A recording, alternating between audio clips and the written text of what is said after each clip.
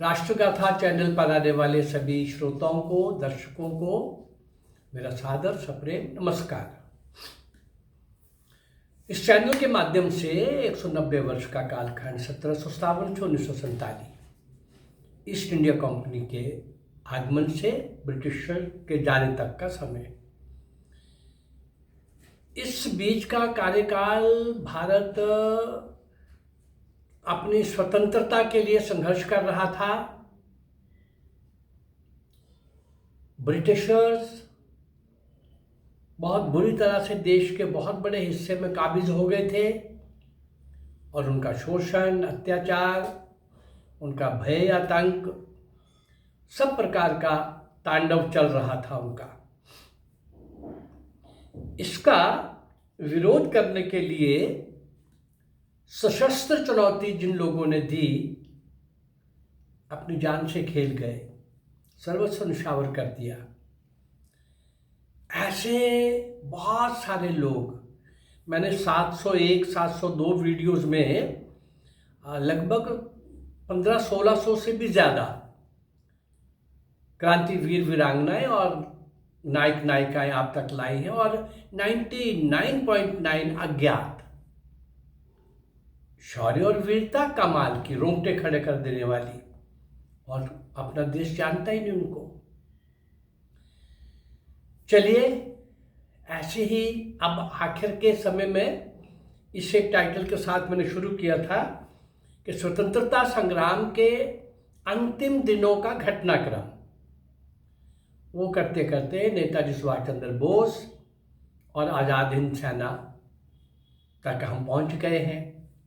कुछ दिनों से ये चल रहा है। पिछले एपिसोड के अंदर 2 दिन पहले ही मैंने दिया है, शायद कल ही दिया है। एक स्थिति बन गई है कि नेताजी और उनके साथी ऐसी ऊहा-पोह में है। अब युद्ध के अंदर भाई कहीं कुछ भी हो सकता है। नेताजी वहां से तुरंत निकल के किसी और स्थान पर जाना चाहते हैं जहां इनको लग रहा है कि लड़ाई चालू हो गई है और वहां मुझे प्रमुख होने के नाते वहां पहुंचना चाहिए, पर साथी कुछ और सोच रहे हैं। आपस में तर्क वितर्क चल रहा है। ऐसा समय आता है कि नेताजी सुभाष चंद्र बोस बोलते हैं, शाहनवाज, मुझसे बहस करने का कोई लाभ नहीं। मैंने पोपा जाने का निर्णय कर लिया है और मैं वहां जा रहा हूं। तुम्हें मेरी सुरक्षा के लिए बहुत अधिक चिंता करने की कोई आवश्यकता नहीं है, क्योंकि मैं ये जानता हूं कि इंग्लैंड अब भी वे कोई ऐसा बम नहीं बना सका जो सुभाष चंद्र बोस के प्राण ले सके। अब इसे नेताजी का आत्मबल समझे या ईश्वर की उन पर अपार कृपा, उनके प्राण लेने के लिए हर प्रकार के प्रयत्न किए जा रहे थे इंग्लैंड में, पर इंग्लैंड को किसी प्रकार की ये ब्रिटिशर्स को सफलता नहीं मिल रही थी। नेताजी जब जर्मनी बर्लिन के एक भवन में ठहरे हुए थे, तब एक अंग्रेज लड़की ने उनके मकान पर बम फेंका था और उस समय नेताजी बाल बाल बच गए थे और बम प्रहार के परिणाम स्वरूप मकान का एक हिस्सा गिर गया था। पूर्व एशिया के युद्ध प्रांगण में तो आए दिन ही ब्रिटिश बमवर्षक उनके सिर पर मंडराया करते थे और उन पर बम फेंका करते थे, पर कभी उनको खरोंच तक नहीं आई। एक बार नेताजी रानी झांसी परेड का निरीक्षण कर रहे थे कि ब्रिटिश बम वर्षक आए और उनके सिर पर मंडराने लगे। उनके साथियों ने नेताजी भागिए भागिए की आवाजें भी लगाई, पर नेताजी भला क्यों भागने लगे? एक बम के प्रहार से निरीक्षण चल रहा था। उनके एक बम के प्रहार से रानी झांसी ब्रिगेड की एक वीरांगना उसी स्थल पर बलिदान हो गई। फिर भी नेताजी ने भागने का नाम नहीं लिया और ये देखकर उनके साथियों में से कोई भी नहीं भागा। शत्रु बम वर्षक पीछा किए जाने के भय से स्वयं ही भाग खड़े हुए। जब परेड पूरी हो गई तो नेताजी सिंह जैसी मस्तानी चाल चलते हुए बलिदानी वीरंगना के शव के पास पहुंचे और उसके प्रति सम्मान तथा श्रद्धा व्यक्त करके उसके संस्कार के आयोजन में लग गए। अपने जीवन भर नेताजी ने अपने जीवन के प्रति इसी प्रकार की निश्चिंतता ही दिखाई थी, प्रदर्शन किया था।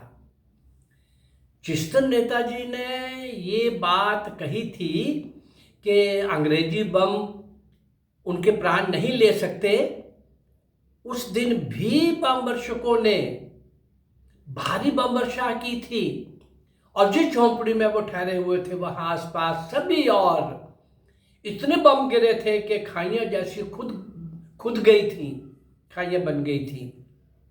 पर नेताजी की झोंपड़ी का एक दिन का भी नहीं झुलसा था। नेताजी अपने पोपा पहुंचने का निश्चय अंतिम रूप से उन्होंने प्रकट कर दिया था, मुझको जाना ही है। अब तो उनके साथियों के पास उनको फुसलाने का भी कोई अवसर नहीं था। जब सब लोग निराश हो गए तो अचानक नेताजी के एक साथी मेजर रावत को एक युक्ति सूझी। उस समय रात के 2 बजे थे।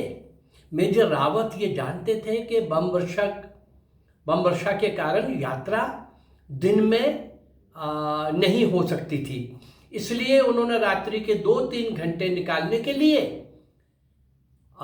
2 उपाय किए। मेजर रावत ने एक बहुत बड़ा ज़रूरी काम करने के लिए, टाइप करने के लिए नेताजी ने मेजर रावत को कुछ पेपर दिए थे और वो आहिस्ता आहिस्ता करने लग पड़े ताकि समय निकल जाए। और दूसरा, उन्होंने नेताजी के ड्राइवर को भी इशारा कर दिया क्या कि कार की कुछ खराबी के बहाने वह उसकी जांच पड़ताल करता हुआ दिखे और समय लगाए, और समय निकलने लगा। इस प्रकार सुबह के 5 बज गए और जाने का समय टल गया। साथियों ने इस बात के लिए सुभाष जी को, नेताजी को राजी कर लिया कि भाई अब सुबह हो गई है, अब दिन को तो हम जा ही नहीं सकते, सीधा वो देख करके बम गिराएंगे, तो वे कुछ देर नींद ले ले। पास की एक झोंपड़ी में नेताजी ने विश्राम के लिए चले गए और जापानी अफसर मेजर तकाशी स्थिति का ताज़ा खबर जानने के लिए और चल दिए दूसरी तरफ। सुबह के 8 बज चुके थे। नेताजी अभी सो रहे थे कि जापानी अफसर मेजर तकाशी दौड़े दौड़े आए और उन्होंने समाचार दिया कि शत्रु सेना की बख्तरबंद गाड़ियां मीगतिला के उत्तर में महालेंग तक पहुंच चुकी हैं। जहां नेताजी ठहरे हुए थे उस स्थान से महालेंग केवल 10 मील की दूरी पर था और केवल कुछ ही मिनटों में यह फासला तय हो सकता था। अंग्रेजी सेना मीगतिला पहुंच सकती थी क्योंकि उसका रास्ता रोकने के लिए ना तो जापानी फौज वहां थी और ना ही आजाद हिंद फौज। ये भी समाचार मिला कि अंग्रेजी सेना ने मीरतिला से मांडले और मीरतिला से क्यांग पादंग जाने वाली सड़कें काट डाली हैं। जापानी मेजर ने यह भी बताया, मेजर तकाशी ने, कि अंग्रेजी सेना मीरतिला की ओर शीघ्र ही कूच करने वाली है, कूच करने की तैयारी में है, और यदि कुछ मिनटों के अंदर मीरतिला ना छोड़ा गया, या तो सबके सब लोग मारे जाएंगे या पकड़ लिए जाएंगे। ऐसी अवस्था के अंदर आगे क्या होता है, क्या निर्णय होता है साथियों का और नेताजी का, कहाँ जाते हैं, कहाँ अभी युद्ध टाला जा सकता है कि युद्ध लड़ना ही पड़ेगा, ये सारा जो माहौल वहाँ बन रहा है, ये सारा जो भी नेताजी, आज़ाद हिंद फौज, अभी कुछ एपिसोड मैं कोशिश कर रहा हूँ, क्योंकि ये बहुत महत्वपूर्ण है स्वतंत्रता संग्राम के अंदर। अंग्रेज़ों के भारत छोड़ने के लिए यह अंतिम जो कील थी वो नेताजी सुभाष चंद्र बोस और आज़ाद हिंद फौज थी। ऐसा मैं नहीं, ब्रिटिश के उस समय के प्रधानमंत्री मिस्टर एटली ने, कि हमको भारत जो छोड़ना पड़ रहा है, अभी कुछ दिन पहले मैंने बोला था नवसेना का विद्रोह और आज़ाद हिंद फौज का, कुछ लोग पकड़े जा चुके हैं, मारे जा चुके हैं, कुछ लोग वापस भारत में आ गए हैं, लेकिन वो सेना को तैयार कर रहे हैं अगली लड़ाई के लिए।